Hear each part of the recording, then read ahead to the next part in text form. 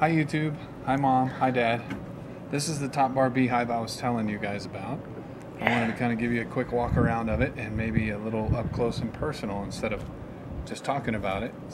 You guys can see if it's something that you might get into if you guys ever start spending more time out there on the ranch. They build these out of easy to build materials, easy to find materials. This particular one is built by Courtney and I. We built it with cedar roof. This was just the cheapest material I could think of that was good and weather resistant. These are actually fence planks, fence boards. And we could have probably cut them in half and made them half as thick. I like it a little better with the thick, rough cut wood to be nice and resilient for, especially up in Park County, for the other beehive that looks exactly like this. Ridge cap is just a used piece of galvanized steel that we already had laying around in the garage from the previous project. Retasked that to be used on this, so it didn't cost me any additional, which was great. The design's really simple. The 2x4s on the legs are really crooked.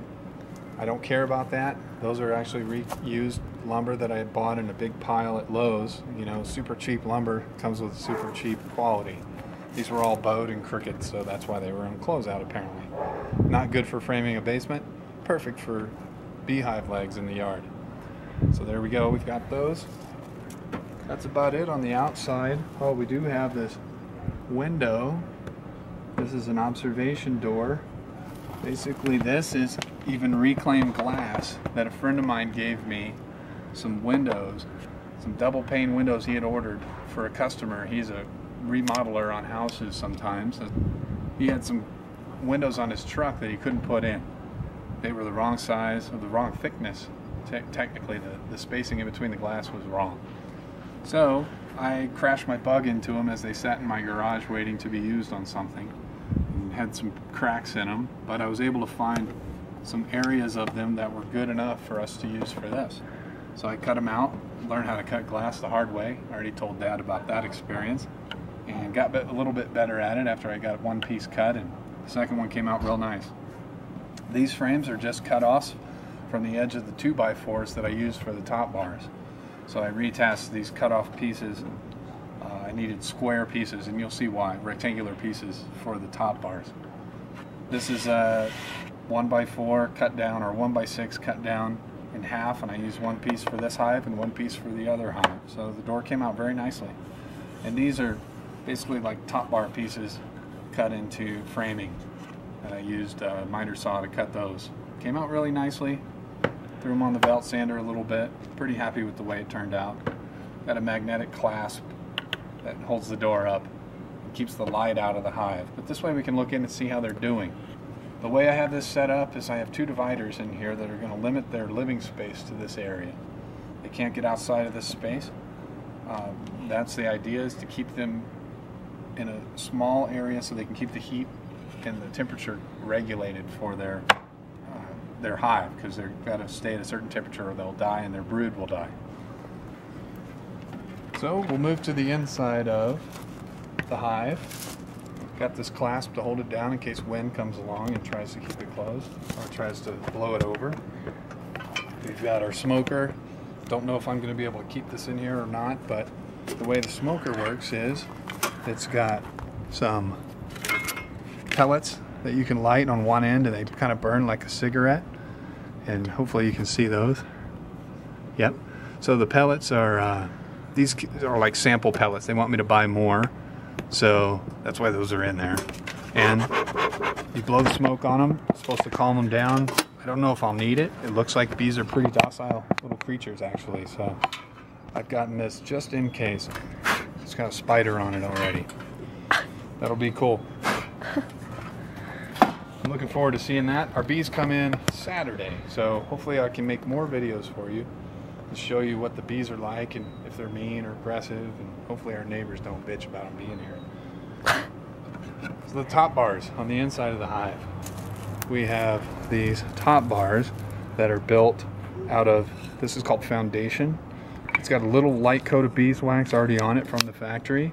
And Courtney and her friend the other day heated up some beeswax pellets we had around here for cosmetic purposes that Stacy had bought. But they're 100% beeswax. heated them up and used those as glue to hold these foundations into this groove. Cut the groove with a table saw, just passed it across once and then passed it across again. Pretty cool, nothing too fancy. I didn't sand the tops too much, I didn't worry about it. 1 1/4 inch dowel cut into basically 1-inch pieces minus the saw blade's width, and brad nailed on there. Brad nailer was invaluable for this project. That's what I put the frames together with, and that's what I put all these knobs on with, along with wood glue. So these are going to be great. I'm really happy with the way they turned out, and these are made from the same crappy 2x4s that the legs were. So these are the top bars. They give them, I forgot to mention, they do give them a foundation for them to start drawing out their comb on. Their comb's going to follow the shape of the hive in kind of a wedge shape, trapezoid shape. And it's going to come down. They leave enough room to go in between the different pieces of the hive as they build, which is going to be really cool to see, because you pull these out and they hang down. It's going to be awesome. So that'll be neat. So here's the feeder. Nothing too fancy. We've got a couple of jars we had laying around the house, a spaghetti jar and probably another spaghetti jar. These are going to hang inverted in the hive, and they have little holes. Use a thumbtack to poke all the holes, and then we fill it with half and half, sugar and water. There's different mixtures out there, and there's technical bee food that you can use. I don't know, I'm probably just going to stick with sugar and water because a lot of people say it works fine, and they only need it for the first few weeks when they're setting up the hive. They don't have any honey stores yet, so they do need to be supplementally fed. That's where this is going to come in. I can put these on there and forget about them for a couple of days, and I can actually check them and refill them without bugging the hive. So this will be pretty cool to see how this works, because I don't even have to open the hive to get to them and put new sugar water in them. I can slide a little board across here to keep the bees in as I'm filling this, put it right back in, and hopefully none of the bees escape, especially if I smoke them. So you want to bring the camera over here and we'll look inside the hive, Courtney? Alright, so inside the hive we have a divider board here. The divider board is just a piece of plywood I had laying in the garage. Didn't go and get anything fancy. Screwed it to the top of the top bar and then made it the shape of the inside of the hive, which I'll show you now. This provides an edge and an adjustable environment for them. I can add more bars as they expand the colony out. When I introduce the bees, I'm going to introduce them right in here somewhere, and the queen's going to hang out in a little box right here. When I do that, the other bees chew the side of the box and let the queen out into the colony.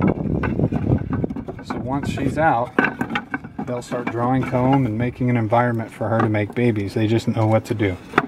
Once the bees are introduced, they're going to live in here. Here's my other side divider, which you can't really see. I've got all these in the way. Right here, same setup as the other side, and it can move anywhere from here all the way out to the edge on both sides. I'm going to start them out near the window so I can look through the observation window and see how they're doing. So that's the inside of the hive. You want to look down in there, Courtney? I'll show them the screen. The screen here is going to let mites and any other type of contaminants in the hive fall through. It's a 1/8 inch square, and the contaminants will fall through onto that board below, which I'll show you shortly. That's a removable board for a couple reasons. These holes here are the only entrance to the hive. They're all sealed except for that.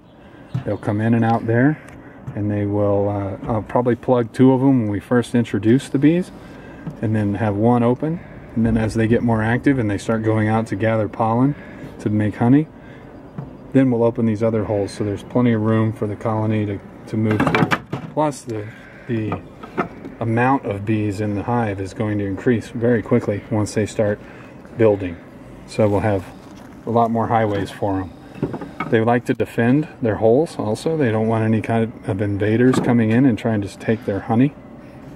So that's another reason you plug these when the hive is very young, and they can defend it with a minimal amount of bees.